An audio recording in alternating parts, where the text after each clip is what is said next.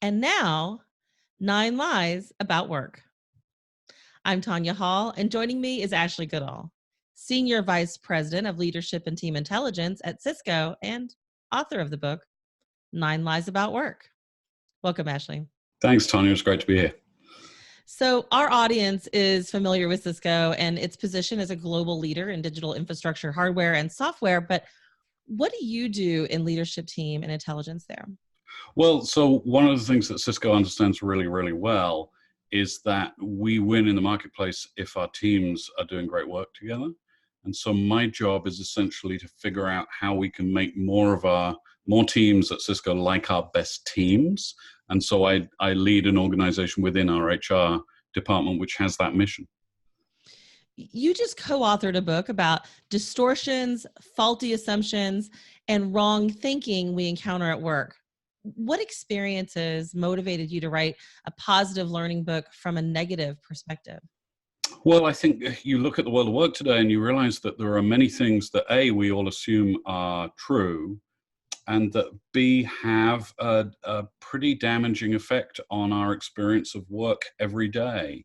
And so these things are the 9 lies that we talk about in the title of the book. And they're damaging for many, many reasons, but I think probably the most harmful of them is that the sorts of things we do at work, the big systems we build to cascade goals down or give people automated feedback or sort people into buckets of high potential and low potential, those sorts of things, they lead us to not be able to see the humans at work. They remove the humans from work. And they treat humans at work as though we're all sort of interchangeable, we're all sort of cogs in a machine. But if you study what's great about work when it works, it's great when it sees that the nature of human nature is that each human is unique and figures out how to grab a hold of that and make it useful. And so in the book, we're arguing for a very different approach to designing the world of work, if you like. How does your Twitter handle reflect one of the main messages in your book? So my Twitter handle is @LittlePlatoons, and it's picks up on a quote by Edmund Burke, the Anglo-Irish philosopher, who wrote in 1790 in a book called Reflections on the Revolution in France. He wrote, "To love the little platoon in society is the first germ of public affection," which is a really old-fashioned way of saying a very present tense thing. The little group you're part of matters most. The team that you're on matters most. If you're not part of a great team, you won't ever feel part of a great company, because the company is a concentric circle outside team, if you like. But if I put you on a great team and you love that team, thereby you can come to love the company that team is a part of. So the quote and the Twitter handle is a reminder that our experience of work, just like our experience of life, is local. It's the people closest to us who have the biggest impact on how we feel every day. Tell us about we experiences and me experiences in the context of tech industry employment.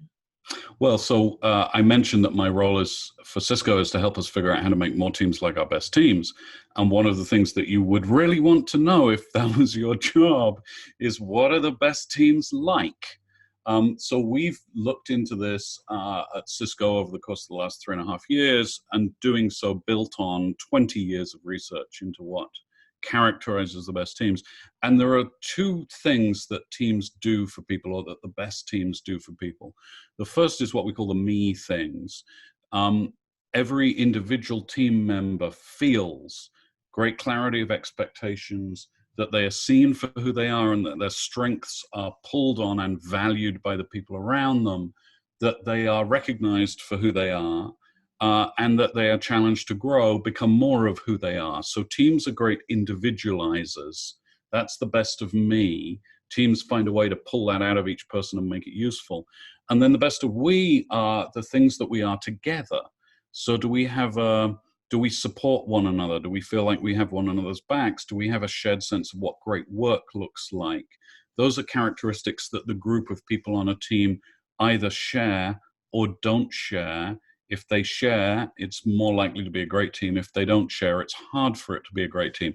And so what you see is the best teams integrate the personal and the individual and the wonderful uniqueness of each person inside this container that says we're all trying to take the same hill and we're all supporting one another in that endeavor. That's the, as far as we can see so far, that's the secret sauce of a great team. Explain the engagement pulse and the lessons you learned at Cisco from this. Well, so then just to keep going with the story, now I've said, here's what a great team looks like. Okay, if you're a team leader or a team member, the first thought is not actually, oh, actually, that's some interesting research. The first thought is, how am I doing against that? How does my team stack up? Do we have some benchmarks? Can you tell me where my team ranks against all the other teams in Cisco?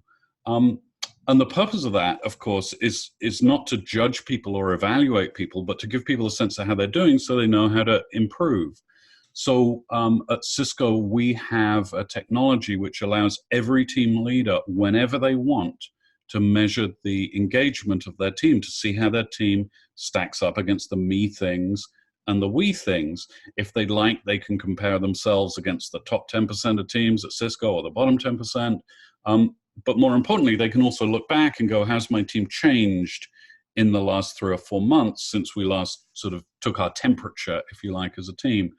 And what we're trying to do in that is to give people reliable data. That's the intelligence bit in my job title, leadership and team intelligence. We're trying to make people smart about how they're doing.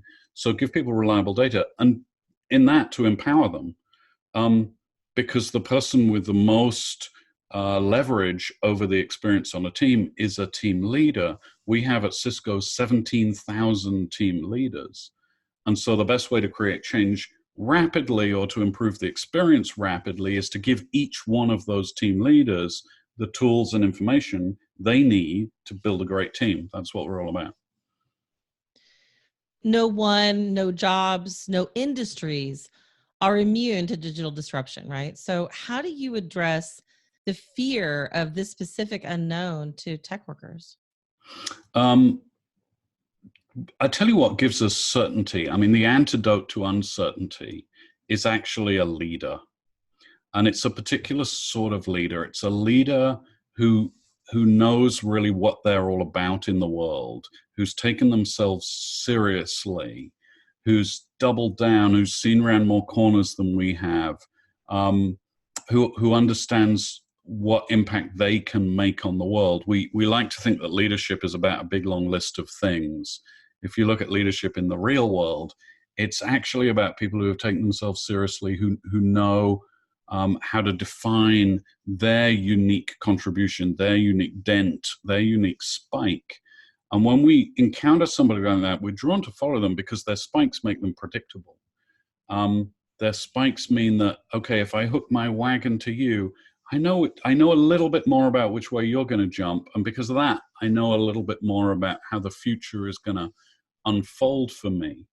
One of the great challenges of leadership, we're all uncertain about the future. It's not necessarily a Silicon Valley thing or a disruption thing. All of us as humans are uncertain about the future. And the challenge of any leader or a team leader is to turn that uncertainty, turn that quite justified fear into spiritedness, which you don't do, by the way, by going get comfortable with change or learn to live through ambiguity, because then you point people to the thing that makes them fearful, if you like. But if you can understand who you are at your core, if you like, and hone that into a really strong ability in something that matters to your followers, then they'll hook onto that, because that diminishes their uncertainty about the future world. Ashley Goodall, Senior Vice President of Leadership and Team Intelligence at Cisco, and author of the book, 9 Lies About Work. If somebody wants to connect with you, Ashley, maybe they want to get a copy of your book, how can they do that?